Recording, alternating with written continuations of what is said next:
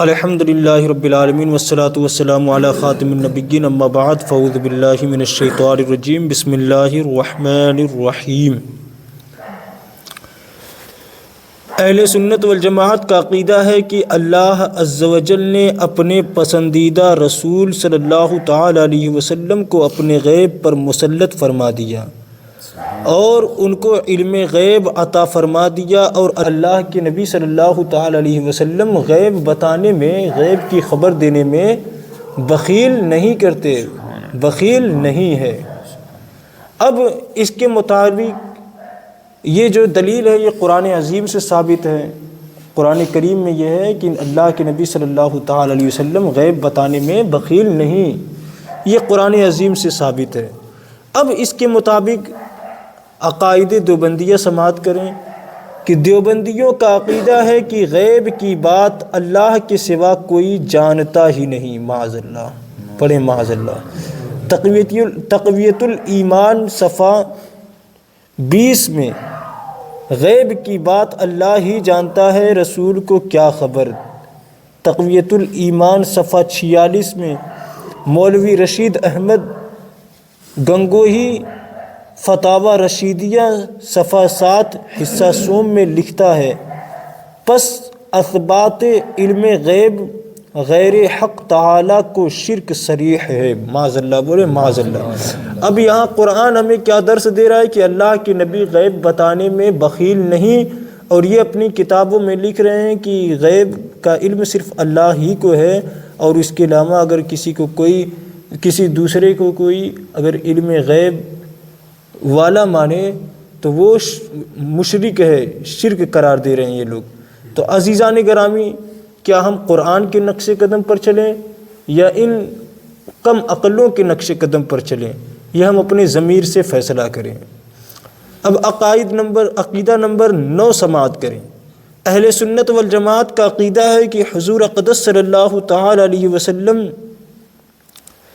کی تعظیم و تکریم تمام انسانوں کی تعظیم و تکریم سے بلند و بالا ہے، جیسا کہ اعلیٰ حضرت فرماتے ہیں، سب سے اعلیٰ و اولیٰ ہمارا نبی، سب سے بالا و اعلیٰ ہمارا نبی۔ ہمارا یہی عقیدہ ہے۔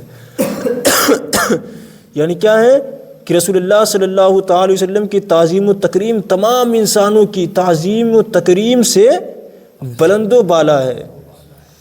بڑے بھائی، باپ، استاد، پیر کی تعظیم بلکہ عالم میں کسی شخص کی تعظیم کو حضور اقدس صلی اللہ تعالی علیہ وسلم کی تعظیم سے کوئی نسبت نہیں ہو سکتی۔ یعنی چاہے بڑا بھائی ہو، باپ ہی کیوں نہ ہو، پیر ہی کیوں نہ ہو، استاد ہی کیوں نہ ہو، کسی کی تعظیم نبی کریم صلی اللہ تعالی وسلم کی تعظیم کے برابر نہیں ہو سکتی۔ یہ قرآن عظیم سے ثابت ہے۔ سنی مسلمانوں کا ایمان ہے کہ اللہ عز و جل نے اپنے محبوب صلی اللہ تعالی علیہ وسلم کو مسلمانوں پر ان کی جانوں سے بھی زیادہ اختیار دیا۔ یعنی ہم سنی مسلمانوں کا عقیدہ ہے، اہل سنت والجماعت کے مسلمانوں کا عقیدہ ہے کہ اللہ تبارک و تعالی نے تمام مسلمانوں کی جانوں سے بھی زیادہ اختیار دیا۔ یعنی ہمیں یہ حکم ہے کہ ہم نبی کریم صلی اللہ تعالی وسلم سے اپنی جانوں سے بھی زیادہ محبت کریں، اپنی جان سے بھی زیادہ محبت کریں۔ اپنے محبوب کی اطاعت و فرما برداری کو اپنی اطاعت و فرما برداری، امتوں پر اپنے محبوب کی جو سیادت و سرداری عطا کی ہے، سارے عالم میں کسی کی سرداری کو اس سے کوئی نسبت نہیں ہو سکتی۔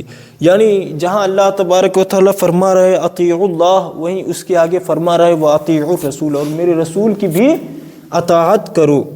ٹھیک ہے، یہاں حکم کیا ہے کہ نبی کریم صلی اللہ تعالی وسلم کو تمام جہان کی سرداری عطا کی ہے، سارے عالم میں کسی کی سرداری کو اس سے کوئی نسبت نہیں ہو سکتی۔ جیسے دنیا کا کوئی بھی بادشاہ ہو، نبی کریم صلی اللہ تعالی علیہ وسلم کی سرداری سے اس کی کوئی نسبت نہیں ہو سکتی، کوئی ملاپ نہیں ہو سکتا، کوئی برابری نہیں ہو سکتی۔ یہ ہمارا اہل سنت والجماعت کا عقیدہ ہے۔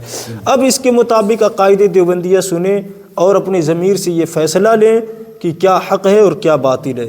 یہ جو باتیں کی گئی ہیں یہ قرآن سے ثابت ہے، یعنی علم غیب مصطفیٰ بھی قرآن سے ثابت ہے، اور حضور اقدس صلی اللہ تعالی علیہ وسلم کی تعظیم و توقیر بھی قرآن کریم سے ثابت ہے، اور اس میں دیا ہے کہ نبی کونین صلی اللہ تعالی وسلم سے محبت کرنا یہ بھی قرآن کریم سے ثابت ہے، اور نبی کونین صلی اللہ تعالی وسلم کی اطاعت و فرما برداری کرنا، یعنی اللہ تبارک و تعالیٰ یہ فرما رہا ہے کہ میرے محبوب کی اطاعت میں ہی میری اطاعت ہے، یہ قرآن کریم سے ثابت ہے۔ اب یہاں پر عقائد دیوبندیہ سنیں۔ دیوبندیوں کا عقیدہ ہے کہ حضور کی تعظیم صرف بڑے بھائی کی تعظیم کی طرح کرنی چاہیے، معاذ اللہ، بولے معاذ اللہ۔ اب ان کا کیا عقیدہ بن رہا ہے کہ اپنے بڑے بھائی کی طرح، ان کا بڑا بھائی اتنا شراف ہو گیا ہے جو چھت پر چڑھ کر اپنے بھائی کے اوپر پیشاب کرتا ہو، ایسا مولوی لکھ رہا ہے کہ اپنے بڑے بھائی کی طرح نبی پاک صلی اللہ تعالی وسلم کی تعظیم کرنا چاہیے، معاذ اللہ رب العالمین۔ چنانچہ مولوی اسماعیل دہلوی لکھتے ہیں انسان آپس میں سب بھائی ہیں، جو بڑا بزرگ ہو وہ بڑا بھائی ہے، سو اس کی بڑے بھائی کی سی تعظیم کیجیے، معاذ اللہ رب العالمین۔ یعنی یہ اسماعیل دہلوی کیا لکھ رہا ہے کہ انسان جتنے ہیں سب کے سب آپس میں بھائی ہیں، یعنی ان میں جو بڑا ہو، جو بڑا مرتبے کا ہو وہ بڑا بھائی ہے، معاذ اللہ رب العالمین۔ اور مالک سب کا اللہ ہے، بندگی اس کو چاہیے۔ اس حدیث سے معلوم ہوا کہ اولیاء، انبیاء، امام زادے، پیر، شہید، یعنی جتنے اللہ کے مقرب بندے ہیں وہ سب انسان ہی ہیں، اور بندے عاجز اور ہمارے بھائی، مگر ان کو اللہ نے بڑائی دی، وہ بڑے بھائی ہوئے، اور ہم کو ان کی فرما برداری کا حکم دیا ہے، ہم ان کے چھوٹے بھائی ہیں، معاذ اللہ، معاذ اللہ، بولے معاذ اللہ۔ تقویت الایمان صفحہ 47۔ دیوبندیوں کا عقیدہ ہے کہ امت پر پیغمبر کو ایسی سرداری حاصل ہے جیسے پٹیل کو اس کی قوم پر اور زمیندار کو اس کے گاؤں پر، معاذ اللہ، معاذ اللہ، معاذ اللہ، استغفر اللہ ربی من کل ذنب واتوب الیہ۔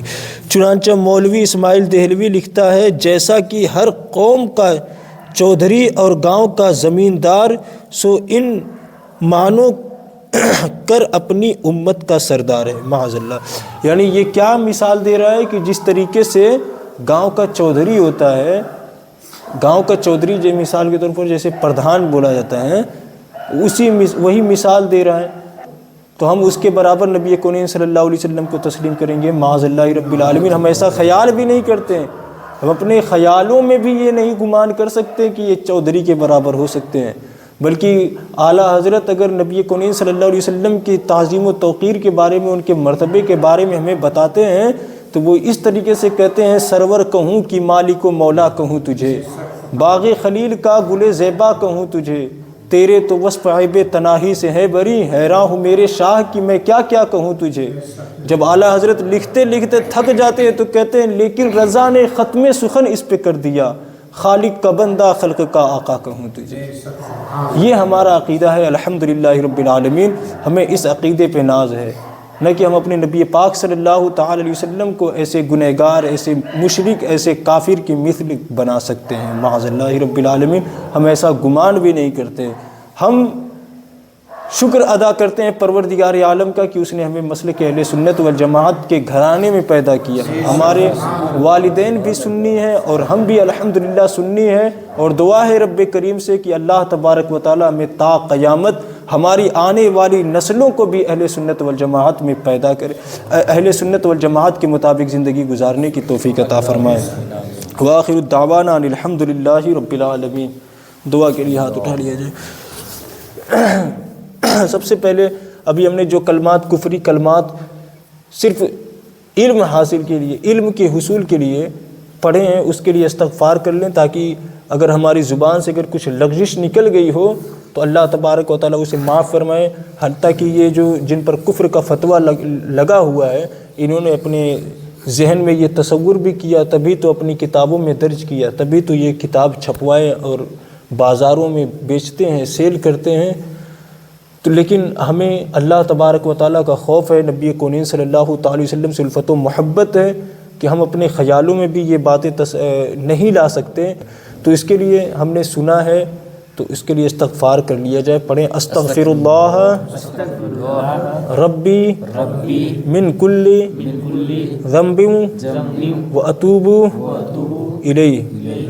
استغفر اللہ ربی من کل ذنب و اتوب الیہ.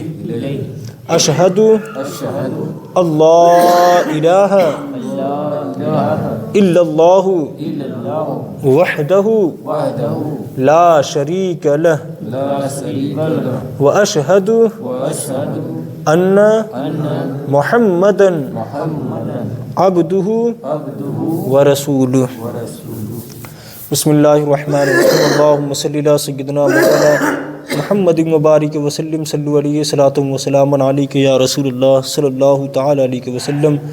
یا اللہ پاک پاک پروردگار عالم، ہم سب نے علم کے حصول کے لیے عقائد کے متعلق کچھ باتیں کی ہیں. پروردگار عالم ہمیں ان باطل عقائد سے بچنے کی توفیق عطا فرما، اور جو مسلک اہل سنت والجماعت کا حق عقیدہ ہے پروردگار عالم اس پر تا زندگی قائم و دائم رہنے کی توفیق عطا فرما.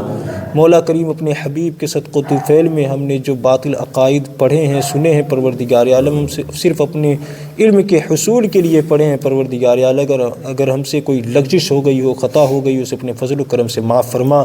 مولا کریم ہمیں تا زندگی ایسے باطل عقیدے سے بچنے کی توفیق عطا فرما. ہمارے ایمان میں مضبوطی عطا فرما اور ہمارے عقیدے میں قوت عطا فرما. اپنے حبیب کے صدقہ و طفیل میں مولا تبارک و تعالی ہمیں تا زندگی مسلک اہل سنت والجماعت پر قائم و دائم رہنے کی توفیق عطا فرما. ہمیں نیک عمل کرنے کی توفیق عطا فرما. ہمیں برائیوں سے بچنے کی توفیق عطا فرما، گناہوں سے بچنے کی توفیق عطا فرما. ہم سب کے رزق میں بے پناہ برکت وسعت عطا فرما. ہمیں دنیا کے ہر طرح کی پریشانیوں سے نجات عطا فرما.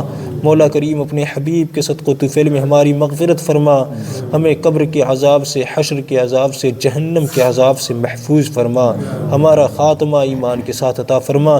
ان اللہ و ملائکتہ یصلون علی النبی یا ایھا الذین آمنوا صلوا علیہ وسلموا تسلیما. اللہم صلی علی سیدنا مولانا محمد مبارک وسلم. صلو علیہ صلاۃ وسلام علیک یا رسول اللہ صلی اللہ تعالی علیہ وسلم. سبحان ربک رب العزۃ عما یصفون وسلام علی المرسلین والحمد للہ رب العالمین.